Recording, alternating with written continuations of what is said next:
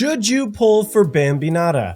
Now, for some veteran players, that might seem like a really weird question, but for newer players or with people with a still more incomplete roster of Omniframes, you may be asking yourself that question. Are the black cards worth it? How can I actually get her? I don't know. What should I do? Connor, please tell me! Well, don't worry.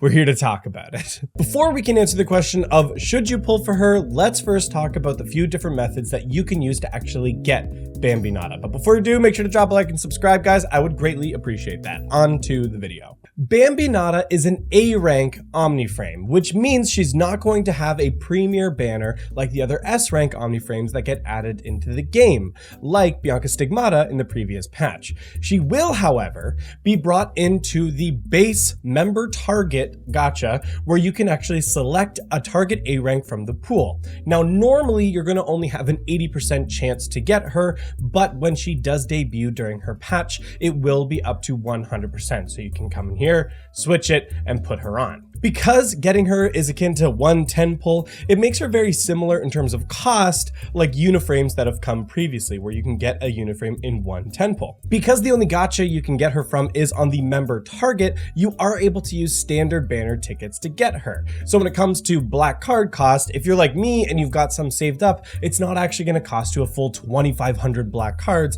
to pull her. Now, if you don't have any standard banner tickets saved, it is going to cost you that amount, or maybe if you're lucky and you pull a little bit early, but that does make her a little more free to play friendly in terms of trying to pull her on the gacha. The other method to get her is in her patch, there's going to be an event where you can actually farm up to 30 shards for Bambinata, fully free just from participating in the activity. Those 30 shards are enough to give you one free copy of Bambinata if you haven't previously gotten her. So you could get the 30 shards from the event and then continue to farm additional shards from the character shard stage for Bambinata, and then use that to get her up to, S rank, double S, or triple S. However, I will say that's going to take a long time. It's somewhere in the realm of like 6 months if you want to do it that way. So it's going to be a long time before she's at, triple S plus.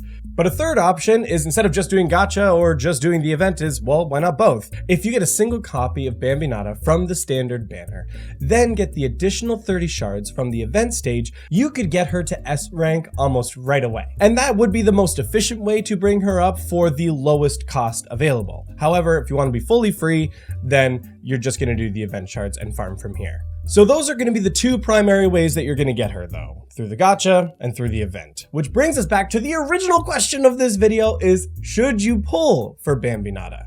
For me, that comes down to two questions. One, is she a waifu for you? And two, are you a newer player who wants to push content as much as you can right now? If the answer to both those questions is no, well then, I don't think you should pull for her. While from an animation perspective, I think Bambinata is fantastic, still from a character design perspective, it's not quite for me. I know there's the connection with DK, who's one of the artists that has done work for the Nier series, and I do really like the Nier series, but I personally have never really liked playing the characters that look a little too childlike. Like, for example, Sophia falls into that category as well. I don't really like to play Sophia. I'm more of a Han Ying kind of guy, if you catch my drift. So for me personally, she definitely doesn't fall into that waifu category. And again, if you're doing that, you're playing for fun. Because like I said, if you're pulling for waifu because you're just wanting to have fun, that's totally fine reason to do it. Go nuts, have fun with it.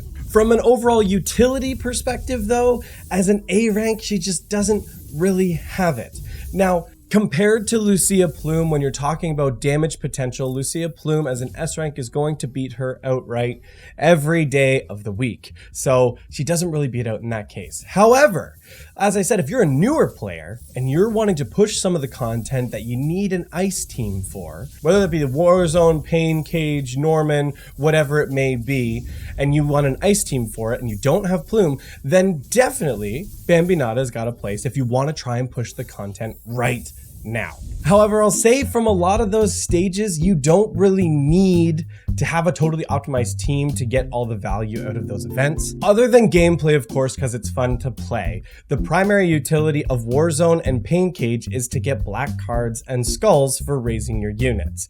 When it comes to Warzone, you don't need to have a super optimized team to get all of the weekly black cards you need to get that. As long as you can still land in the top few percentile of Pain Cage for whatever stage that you're in, whether that's advanced or ultimate, you're gonna get all of the skulls that you're going to be able to on a weekly basis for raising your additional units. So you don't really need to be pushing it that hard as long as you're kind of meeting those two bars. So unless you're really wanting to just do some like high scoring as much as you can in a cost efficient way, then yeah, okay, you can pull for her, but you have to look at the opportunity cost as well.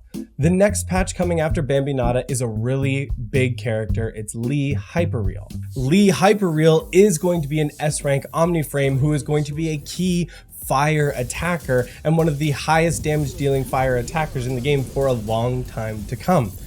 If you're low on black cards and you need to use them to get Bambinata right now in the gacha, I don't think it's worth it. That's a pretty big opportunity cost that you may be sacrificing.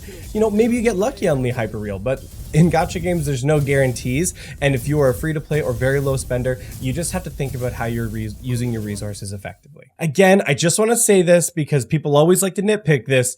Of course, this is all outside of if you just like the character pull. If you just like how she looks, you like the animations, you think the playstyle is fun, of course, just pull. We don't need to be sweaty over meta in a way that just makes the game unfun.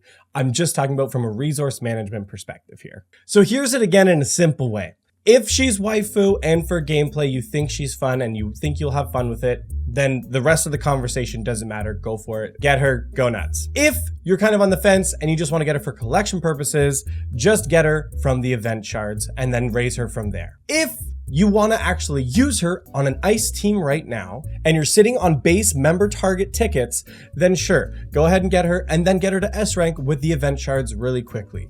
Not a bad idea. But will I be doing it?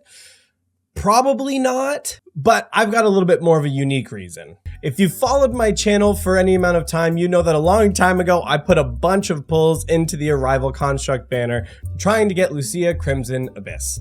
But that was because I thought she was Lucia Crimson Weave, and then so I ended up stopping, and now I've got 43 out of 60 pity built on this banner. I've been saving that for specifically Vera Garnet as the lightning tank. I'm thinking long term with her when I'm thinking when Lucia Crimson Weave comes out, you know, or whatever her localized name is going to be at that time.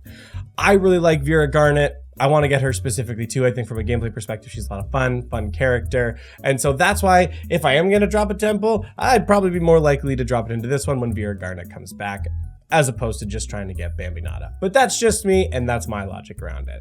That's my thoughts on it though. Let me know what you guys think in the comments down below. If you agree or disagree, make sure to drop a like and subscribe. Thanks for watching, and we'll see you next time.